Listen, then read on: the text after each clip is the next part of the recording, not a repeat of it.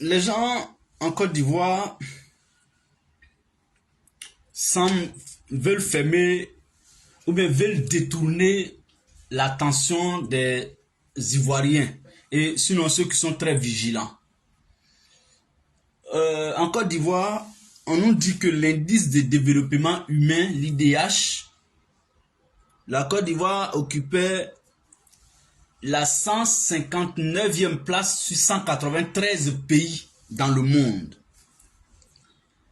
Et en un an, on est monté jusqu'à 163e place, c'est ça? Ou 166e place. Les gens trouvent que c'est pas correct, c'est pas vrai, il y a eu erreur de calcul et tout ça. De quoi on parle? Quelle erreur de calcul? Quelle erreur de calcul? Et quand on parle de ça, tu trouveras des gens pour venir justifier ce qui est immoral. Hier, on nous a parlé d'un cas de suicide hier. Hier, on nous a donné de savoir,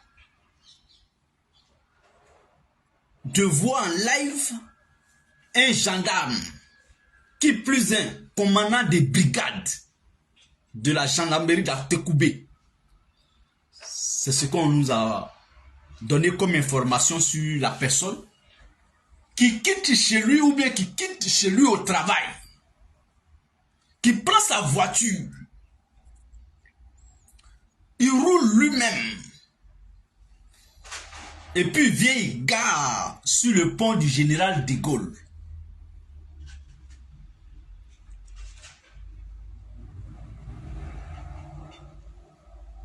Il vient il gare, il sort de sa voiture et puis se jette dans la lagune. Il y a quelqu'un qui dit donc à chaque suicide en Côte d'Ivoire, il faut accuser le pouvoir Adokwa. Très rapidement, Monsieur Daouda Keïta, je vais te saluer par politesse. Bonjour, comment tu vas? Mais je n'accuse personne. Ou bien le titre, mon titre là, la vidéo, ou bien j'ai titré Alassane Ouattara assassiné, ou bien... Non, je n'accuse personne. On pose un débat et puis chacun calcule pour lui dedans. C'est ça on appelle un débat intellectuel. On peut parler de quelqu'un sans dire son nom. Et donc, cette personne-là, si elle s'est sentie dans ce que tu as dit, ça veut dire que ce que tu dis, c'est vrai. Voilà, c'est pourquoi on dit celui qui se sent morveux, il peut se moucher très rapidement. Et donc, on nous a parlé de l'indice de développement humain en Côte d'Ivoire. Hier, on a vu un gendarme qui s'est donné encore la mort. Monsieur Keïta, qui a posé la question tout à l'heure, l'indice de développement humain, là, le taux de suicide en fait partie. C'est-à-dire, on regarde hier, 2 ans, 10 ans, 20 ans en arrière, c'est celle-là, on les voyait à la télévision, très très loin de chez nous. Mais aujourd'hui, c'est devenu très fréquent. Un gendarme, commandant de brigade, lui au moins on peut dire qu'il gagne quelque chose à manger à la maison, quand même. Bon, j'ai dit, on peut dire ça. Personne ne viendra dire ici, voici ce qui l'a mené à aller se jeter dans la lagune. Parce qu'il n'a pas parlé à quelqu'un après l'acte. Personne n'a eu à l'interroger après l'acte. Mais pourquoi tu as fait ça? Je ne pense pas qu'il a parlé à quelqu'un. Parce que quand il s'est jeté, je pense que on nous a informé qu'il est parti. On n'a pas pu le secourir. Alors, j'ai dit la dernière fois, toujours concernant l'indice de développement humain, toujours concernant le taux de suicide en Côte d'Ivoire. Ce sont les conditions de vie qui amènent un être humain à aller jusqu'à se donner la mort. Faut pas chercher ailleurs. Ça peut être social, ça peut être du point de vue familial, il y a tout est dedans.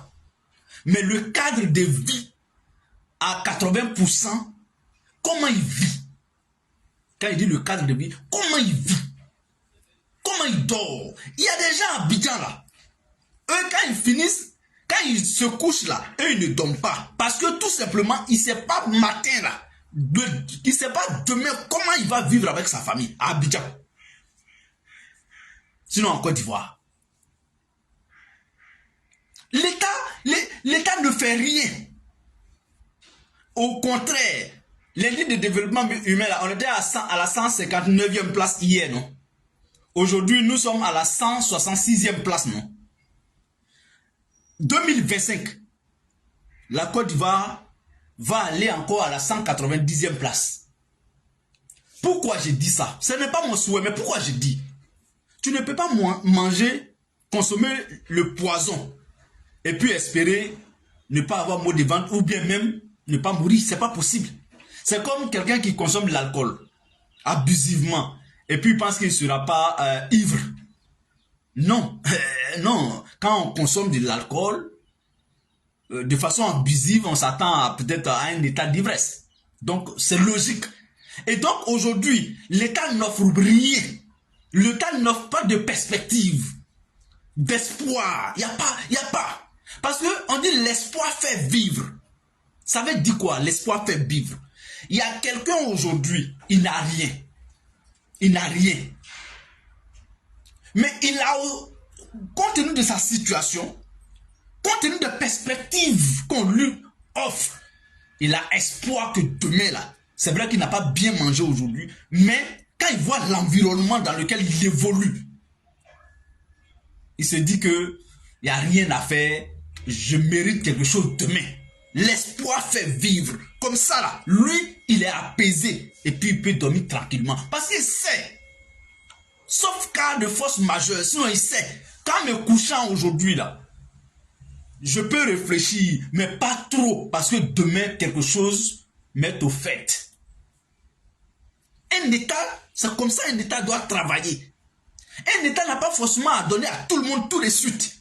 Mais un État a l'obligation d'offrir des perspectives d'espoir à ses citoyens.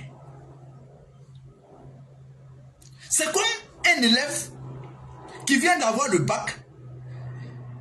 Aujourd'hui, beaucoup vont courir pour dire, bon, je vais passer concours. Ah, attends, je vais aller travailler. Attends. Alors que un élève qui vient d'avoir son bac à 18 ans, 17 ans, 16 ans, à 20 ans, il doit d'abord se dire, ce que m'offre mon pays demain là, c'est plus grand qu'aller faire un concours aujourd'hui. Je vais à l'université. Il faut que j'aie mon doctorat, il faut que j'aie mon master 2, il faut que, voilà, il faut que j'aie ma licence tout de suite. Parce qu'il s'est dit que dans l'environnement dans lequel j'évolue me donne de grands espoirs que demain, si je continue mon école, que demain, avec mes diplômes que j'aurai demain, je n'ai pas à craindre. Parce que c'est ça en réalité. C'est ça, on dit l'espoir fait vivre. Hier, quelqu'un avait posté, et c'est ce qui m'a fait sortir ce matin, quelqu'un avait posté pour dire le taux de suicide est inquiétant en Côte d'Ivoire. Il y a une jeune dame que je ne vais pas citer. Elle est venue commenter pour dire oh, arrêtez pour vous là. Même la dernière fois au Nigeria, quelqu'un s'est suicidé. C'est cette partie-là qui a occasionné mon live sur le sujet, sur la question aujourd'hui, ce matin. Cette partie-là.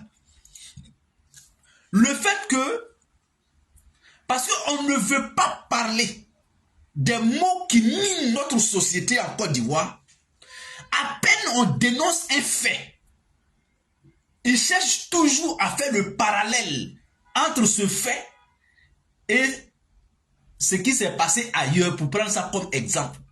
On ne prend jamais un mauvais cas en exemple. C'est pas bon.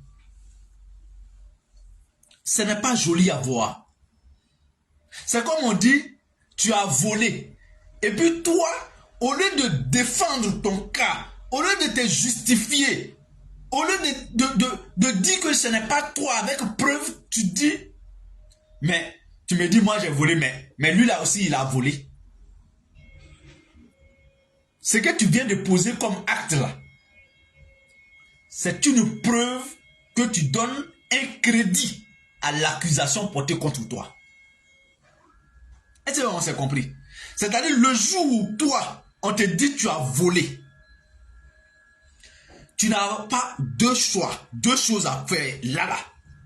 La seule chose qui est plausible, que tu dois faire tout de suite, c'est de chercher à poser l'acte de défense. Te défendre et ne pas te préoccuper d'un autre voleur ailleurs. Tu as volé. Ah non, mais tu me dis moi j'ai volé. Mais l'autre aussi hier il a volé, non? Tu viens de prouver. Il n'y a pas preuve que ça, que tu es un voleur. Mais ton problème c'est que, pourquoi toi on t'accuse aujourd'hui alors que hier quelqu'un a volé qui n'a pas été peut-être accusé ou bien sanctionné. Donc toi tu justifies ton vol par ce vol d'hier. On te dit que le taux de suicide est inquiétant chez nous en Côte d'Ivoire aujourd'hui. Tu dis mais même au Nigeria. Ce n'est pas... Et ceux qui s'adonnent à ça, c'est des gens qui mettent un pouvoir, un régime, un individu au-dessus du pays, au-dessus des citoyens du pays. C'est pas bon. Parce qu'aujourd'hui, Alassane Ouattara est au pouvoir. Quand tu dénonces un fait net, tu es ennemi de la Côte d'Ivoire. Parce que tu ne dis pas ce qu'eux, ils veulent entendre. Donc, tu es ennemi de la Côte d'Ivoire. Donc, tu n'aimes pas la Côte d'Ivoire. Et c'est ce que... Et c'est comme ça ils agissent. Hier, quand ils étaient dans l'opposition, là,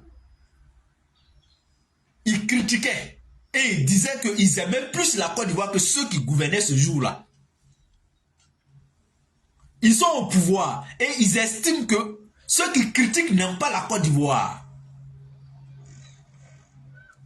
Non, bien au contraire. C'est lui qui dénonce la mauvaise condition de vie de quelqu'un. C'est qu'il estime cette personne. C'est qu'il aime cette personne. Il veut vivre avec cette personne. Il veut que sa situation change.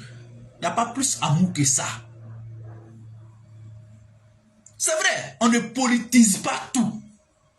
Mais on peut trouver en tout un débat politique. On ne doit pas tout politiser. Mais j'ai dit, dans tout, il y a un débat politique dedans. C'est comme par exemple, pendant la CAN, j'étais parmi les défenseurs numéro 1 de l'équipe nationale de Côte d'Ivoire. Parce que j'estime que la politique n'a pas sa place dans le football. Mais eux, quand la Côte d'Ivoire a gagné la CAN, on disait que Ado a gagné la CAN. Ils ont frustré les autres. Et pourtant, pendant la CAN, la Côte d'Ivoire était une et indivisible. Tout le monde s'est mobilisé pour aller au stade, pour soutenir les Ivoiriens. Il n'y avait pas de coloration politique dans les stades. Mais quand on a gagné la CAN, ils ont transformé ça en débat RHDP. Même ici en France, ils organisent la réception des trophées en RHDP. Mais pire, en Côte d'Ivoire, ils ont brandi ce trophée-là dans des meetings politiques. Et j'ai entendu la dernière fois le président de la FIF en train de mentir aux Ivoiriens. Oui, la coupe ne doit pas apparaître, la coupe ne doit pas aller dans les événements politiques. Quand les cadres du RHDP sont allés à Korogo pour aller rendre hommage à Alassane Ouattara, c'était à l'Assemblée nationale ça? C'était au Sénat? Non, c'était dans un meeting politique. C'est eux qui politisent tout. Maintenant, comme ils sont nuls en politique, dès que l'opposition ouvre la bouche sur un sujet, on dit « Oh, ils n'aiment pas la Côte d'Ivoire ». Ils ont pris le trophée de la CAN, la Coupe d'Afrique, que tous les Ivoiriens ont obtenu. Ils ont pris ça pour aller faire meeting politique avec. Journée d'hommage à Korogo, à Alassane Ouattara. Ce n'était pas un événement national. Je suis désolé. La Côte d'Ivoire ne se réunit jamais pour aller rendre hommage à un président de la République. Pourquoi? C'est eux. C'est le RHDP qui était au stade de Akorogo pour rendre hommage à son candidat potentiel ou naturel, Alassane Ouattara. Ce n'était pas les Ivoiriens. D'ailleurs, allez-y regarder les images. Les images étaient à l'effigie du RHDP. Dites-moi que c'est faux. Les chemises que le Premier ministre avait portées, que le vice-président de la République avait portées, que la présidente du Sénat avait portées, que le président du Sénat avait portées, que les cadres et les ministres avaient portées, c'était des chemises à l'effigie du RHDP. On va nous dire que ce n'était pas un événement politique. Ça n'avait rien de national. Donnez-moi, c'est quelle structure nationale qui a organisé cette journée d'hommage? Donc c'est eux qui politisent tout. Nous on fait la part des choses. C'est quand vous donnez le ton. Nous on n'est pas dans l'agressivité. Nous sommes dans la défensive. Nous on est dans la défensive. Même hier, la dernière fois, Aïdara, parce qu'il est citoyen malien et qu'il est invité à Côte d'Ivoire pour prendre part à une cérémonie, pour donner une conférence. Ils ont trouvé que ce n'était pas normal qu'un citoyen malien, qui plus un guide religieux, ait le stade Félix Houphouët-Boigny comme lieu de son événement. Et pourtant, c'est sous invitation. Il a même été parrainé par certains ministres de la République. Mais les moutons se sont levés pour insulter ce monsieur, pour vilipender cet homme. Parce que tout simplement, il estime que le monsieur n'a pas été suffisamment violent vers Assimi Goïta hier.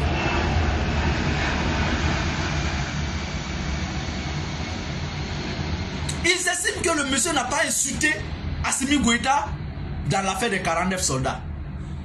Il estime que chaque fois qu'on insulte Alassane Ouattara au Mali, Aïdara ne frappe pas les gens, n'insulte pas les gens pour Alassane Ouattara. Donc, il n'est pas le bienvenu en Côte d'Ivoire. Mais pourquoi vous êtes tarés autant? Vraiment, il faut de l'éducation politique véritable en Côte d'Ivoire, mais notamment au RHDP. Il faut éduquer ces moutons. Ils sont trop bas plus que terre.